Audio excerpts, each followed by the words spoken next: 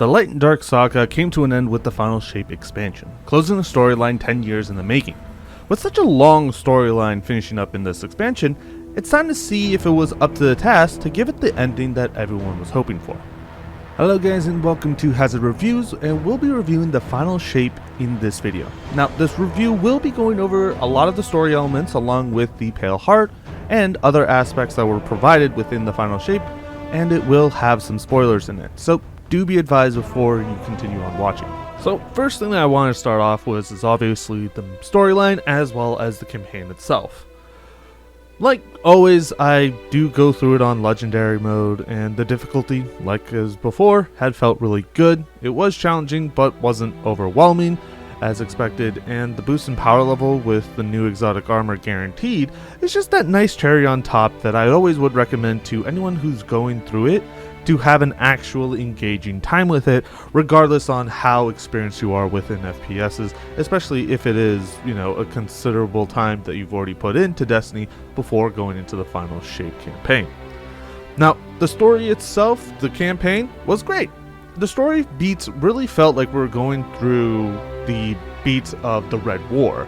We meet up with Cayde first, then we find the Vanguard one by one, and then we ultimately have like this final push at the end when it came to everything kind of coming together at the climax. Now, on top of that, because of the fact that Cayde hasn't been there for such a long time, the interactions between Cayde and the rest of the Vanguard was just refreshing. It's been such a while since we had him in, so just for a few times that comes up, even if it's just exclusively for the story itself, it felt great. Like the fact that his antics and banters hasn't really changed since we had him last, but we also have the aspect of him taking charge when it came down to it, which was something that was missed a while back. Especially when it comes to how the interactions between Zavala and Ikora with Cayde kind of came back to what it was back in the Red War and back in the original Destiny. We also had the new aspect of hearing Crow and Cayde interacting with each other, especially since, when they first met back in the Wish, when he first got into the actual Pale Heart. It was a very tumultuous way of interacting with each other, but ultimately they became, they understand that they're allies. And then over the campaign and the story, we see how they become more of friends, especially during the wildcard campaign missions. It feels really good because it's just like, hey, this is like a buddy cop film type antics between these two, while we're still making the progress and still developing how the interactions between Crow and Cayde also are helping Crow become built up to ultimately take on the actual Vanguard duties, which was kind of expected to happen, given how much of a setting that he has always been in since he actually came back during Beyond Light.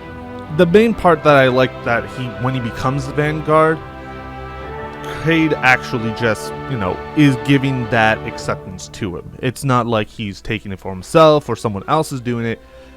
Cayde is giving him the blessing for Crow to be the Hunter Vanguard, which honestly just feels really satisfying.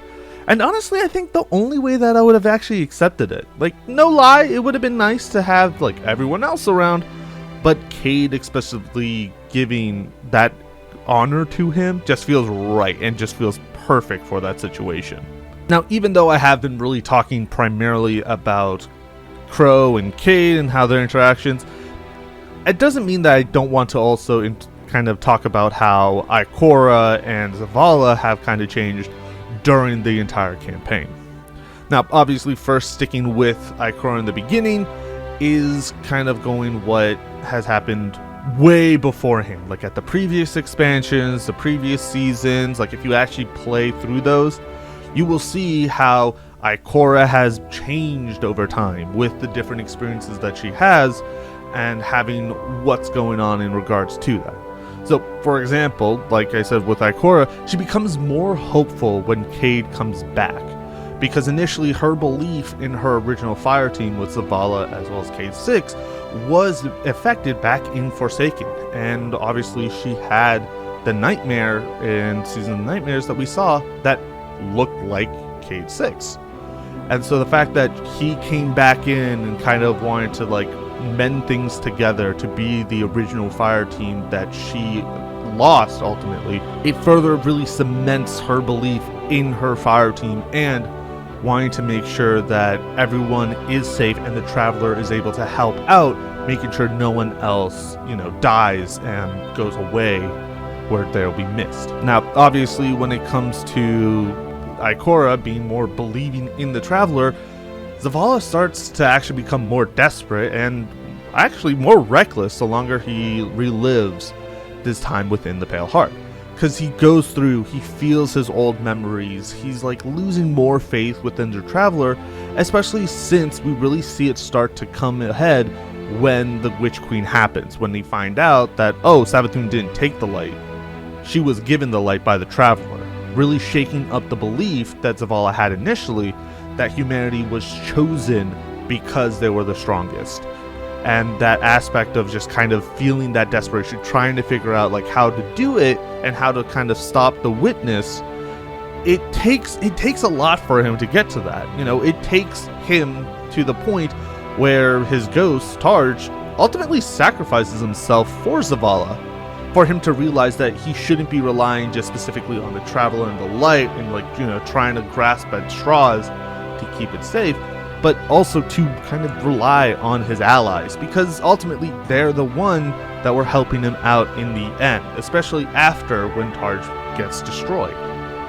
Like the fact that we went and kind of saw both of them go through the effort of having this situation happen, where we see all these things that were pieced by Bungie a while back, like expansions ago, seasons ago, and kind of link these all together, even as far as like back as Forsaken, really shows that they have kept these aspects in mind and haven't just kind of left them out behind and just ignored them for convenience sake. They actually were built in and were worked on top of to where we are now within the final shape, seeing the outcome of all the experiences that they have from all those time up to now, really kind of encapsulating the whole aspect of it being a 10-year-long saga. Bringing those aspects in really helps cement it that yes, this is the end-all be-all for the story. Now, even after you finish up the actual campaign missions themselves, you aren't really done with the story. It goes beyond that with the different story missions that you get, like the Wild Cards questline, and also with Micah 10 and her mission to help those guardianless ghosts from, being stuck out in the Pale Heart, coming back, and then you kind of learn from her experience and that what has happened, from the time that everything happened up until that point. And then also there's some other aspects that you can find out throughout kind of exploring that area. Now, that does also, everything does lead up to the raid itself, where we go through as the story kind of progresses within the raid, which is really nice. I always do enjoy when it comes to that, because it makes the raid even better in terms of like the storytelling within it, because it links back to the original campaign itself. Now, I don't want to go so far into and talking about the raid. I'm actually going to make a separate video on that, just because there's just so much stuff on the raid that I do want to talk about that would just be its own video on its own. And I think it's a lot better to have it as an independent video, just because the mechanics within there, the atmosphere and everything else is worth going further detail into that without causing this video to go like even significantly longer. So I will be making a video on the raid later on, so you would be able to see all that. But just for this video, the raid actually being a point where ultimately we don't actually kill the witness, but weaken the witness to the point where we can have like this massive final mission, is honestly really, really cool. Because it's not like, oh hey, the raid is the end all be all, and to finish the storyline you have to go through the raid. The raid is actually just a conduit to get to the final story mission, which is awesome. And I think that's actually a really cool aspect of it that really isn't seen in the previous raids, Like, for example, King's Fall, you kill Oryx at the end of the raid, which kind of finishes that storyline. With Crota, you kill him at the end of, Crota's End. Again, same thing. You kill him off. You have to go through the raid to kill him off for the story to quote-unquote end at that point. Now, obviously, there were some other aspects, but again, that was kind of like you took down the main baddie within the raid. In this case, you don't. You actually take him out within the final mission of Excision. Now, Excision as a final mission is possibly one of the best ways to have a final mission. The only reason why I say this is because they made everything feel perfect for it. Like, for example, the cinematics in the beginning feels like you're having this Avengers-like moment, showing every single faction in there working together. You have humanity, the Cabal, Elixni, you even have the Hallucinant Hive there, and just all of them together, just within the same area, not fighting each other, but being together, facing a horde of like dread and scorn, and everything else that is under the Witness's power. And then on top of that, you have Zavala giving this speech to everyone. And on top of the actual speech itself, showing his renewed commitment to being a defender and showing his renewed feelings for his fire team and protecting the last city. Him embracing stasis as now his primary use, since he cannot use the light anymore, does make it look even better. And also, everything about it just felt right. It just felt perfect. It felt like it was supposed to be there. Felt like it was the best way to start the climax and the best way to really get it started. Now, the mission itself is even better because unlike the normal ones where it's normally just either a single run through by yourself or with a fire team of 3, you can have up to 12 different players within your fire team. And the best part is, you matchmake. So even if you go in on it by yourself, you still have other people when it comes to that. It's just nuts. Like, the setup is just perfect. Like, the first part, we're fighting the Dread with the Cabal, Elixni, and the Lucent Hive with us, going through it and gain our actual type of situation. And then once we get into the structure, we then we face the Witness, we see the Witness there, and then we have the aspects of his arms, along with just not only dealing with the Dread, but also you have the Vex there as well. So you have this whole aspect of you are just fighting more challenging enemies the further you go in, but then on top of that, you also have your allies coming through, like Saint coming down and making a barrier for you and having the bubble up and just keeping it there, making sure that you aren't just coming in and just going to die, so to speak. He's there to help you out. You have your other team, the other Vanguard members, helping out in their own ways. And then obviously you have everyone just working together to fight and stop the Witness.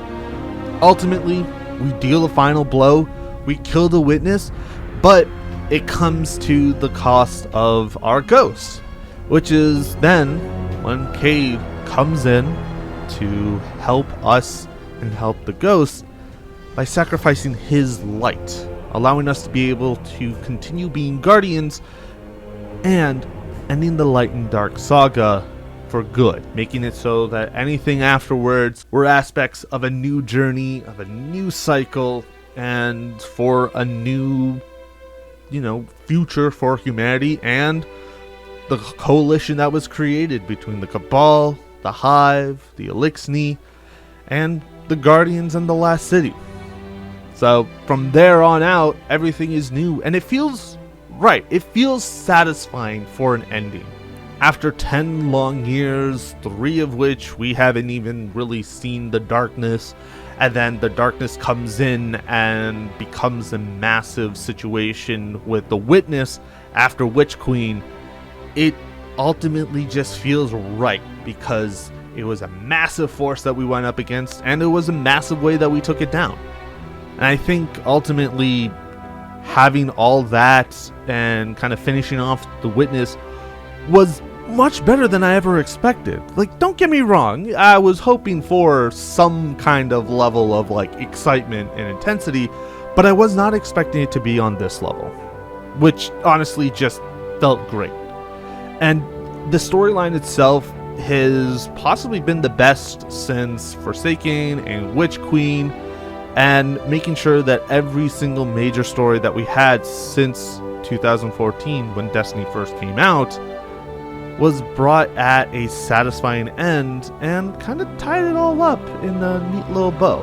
Now obviously there's going to be some other side stories and some other stuff coming afterwards, but with that, that's going to be within the echoes, and obviously that's going to be another video altogether that I'm going to talk about. But with this right now, it was a very satisfying end and a great way to end off this entire campaign and storyline. Now, moving away from the storyline and the campaign itself, I'm going to be now talking about the actual patrol area that the Final Shape gave to us. The Pale Heart is the latest patrol area that we have gotten with the Final Shape expansion, and we do actually kind of utilize the entire place while also being able to look around and see how beautiful the place is as well. We do go through it with the storyline itself, and even after the campaign, we do get a bunch of activities that we can do within the area. Each area is pretty much similar. There are 3 landing locations that you can go to.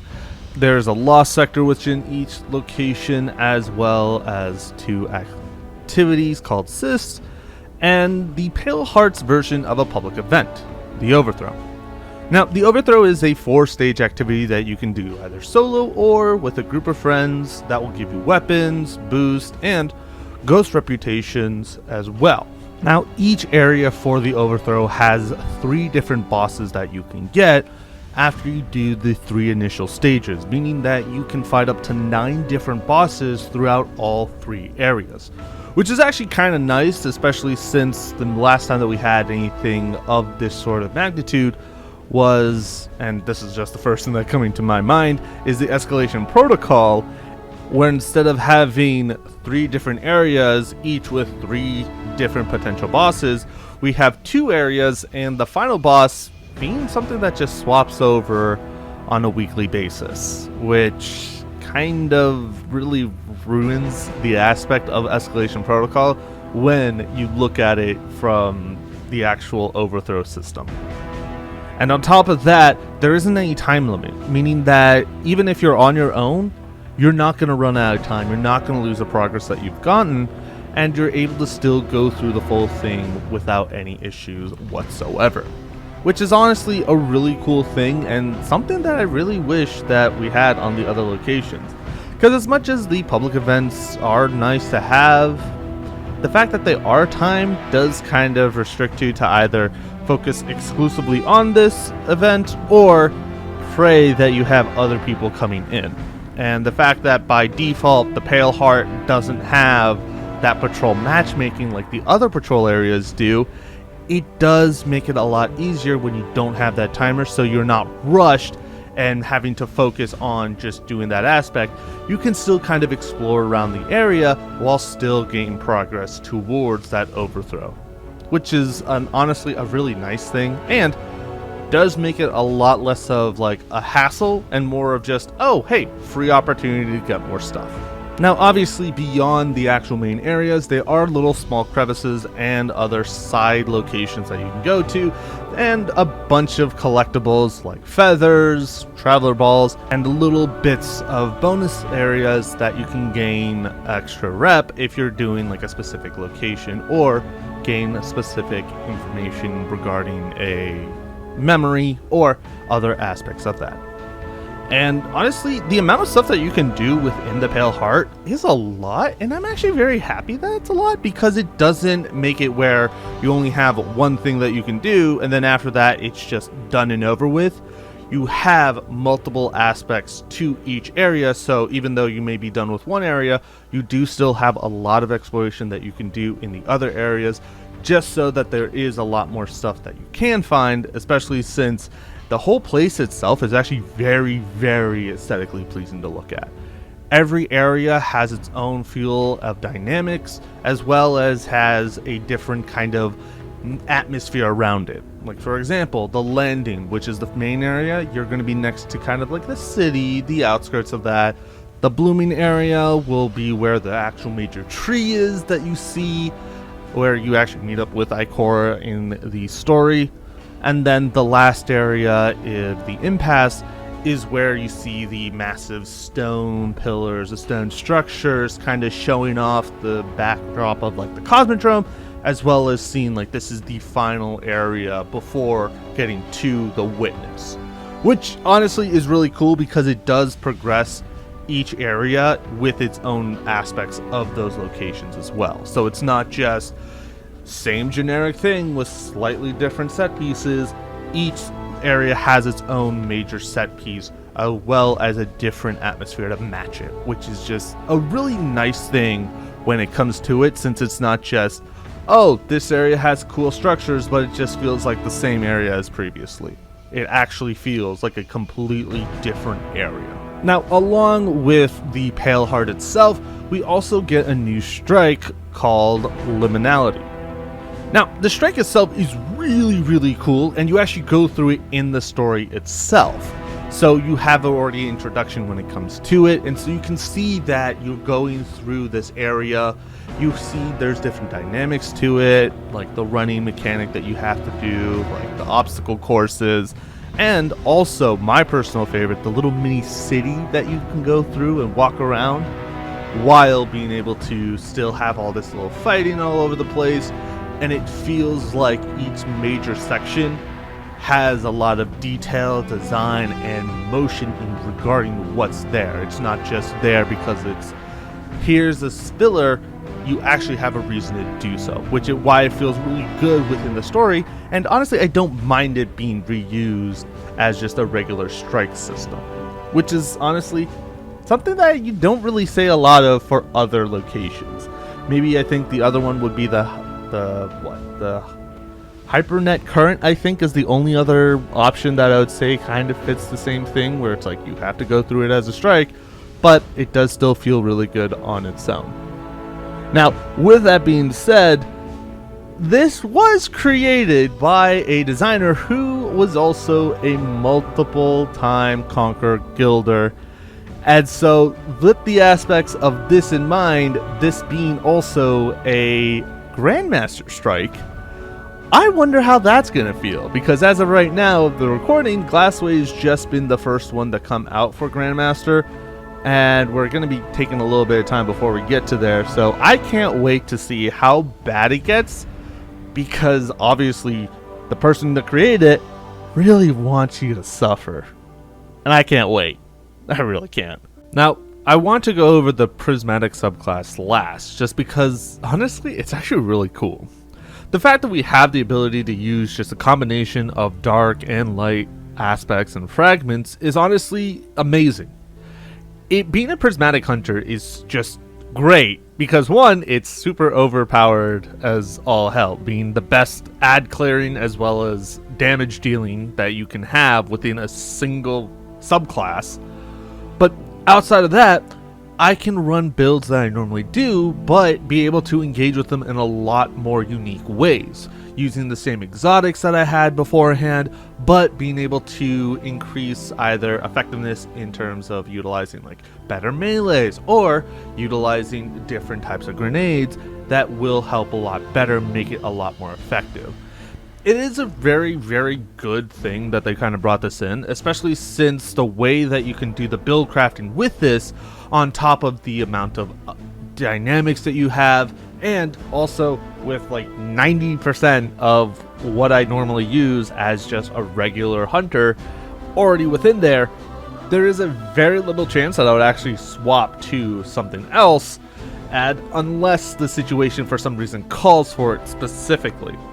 But that being said, with the amount of aspects and fragments that are available, and with the ease of you just going to a specific location and just picking them up, rather than having to do this whole like song and dance for every single fragment and every single aspect like you had to do for Strand and Stasis, honestly, this is just such a better version of a subclass, and this is 100% something that I will use for a long time. And even if they're adding more stuff for this, it's again going to evolve the build crafting for the subclass even more than what it is already. Now, as we are at the end of the video, there is obviously a bunch of stuff that I haven't really gone over. The exotic weapons that you get within the pass, the system themselves, and the other collectibles that you can grab. But again, those are very minor things, and honestly, with the amount of stuff that's within the Pale Heart, that if I were to go over everything, this video would likely be a bit larger than what it is normally. Now, obviously there has been some other aspects of the final shape that have come out later on. However, just for this video, I kind of just want to keep it within the first week of its release rather than just overall what's happening. It's likely that within the actual Echoes review that I'm going to be doing later on, that's going to go over the additional aspects that have been added in, and also some other additional details that I haven't done for the Pale Heart in this video, just so that you can kind of keep it up to date, as well it did come through during that time frame. Now, that video will be coming out later on, so do keep an eye out for that. But one thing is for certain. Final Shape is arguably one of the best expansions that have been dropped, and honestly is likely on par with Forsaken, The Taken King, and, if we want to be a little bit more recent, the Witch Queen expansions as well. And the entertainment value within this is astounding. The story is wonderful, the areas that are in there are great, the different aspects of the subclass also make it more engaging to do build crafting. The raid itself is awesome, and there's also a lot of other details within there that you can always explore and discover on your own as well. Now, for this, I would honestly give this a 9.5 out of 10. And with honestly the only aspect that doesn't make it a full 10 out of 10 is just me being nitpicky and not having that matchmaking in Patrol where you would be able to just like hop into a different location and you'll just see guardians all over the place. However, there is an actual activity option that you can do within the Pale Heart that allows you to matchmake with 2 other guardians for those particular overthrows. So it's not all lost, but I just like it if it was like on by default rather than you having to select that specific actual event. That's just my nitpickiness coming out on that one. Now, obviously, again, like I said before, there is going to be a separate video for the raid, as well as a separate video for the Echoes review, since I will be going over essentially everything within Act 1, just to kind of make sure that you keep everything up to date, and then likely after all 3 acts are out, I'll make a final one later on. But with that being said, thank you guys for watching. Hopefully you guys have enjoyed. If you do want to see the other 2 videos that will be coming out later on, do hit the subscribe button so that you will be up to date when it comes out. But until then, thank you for watching, and I'll see you in the next review. Take care.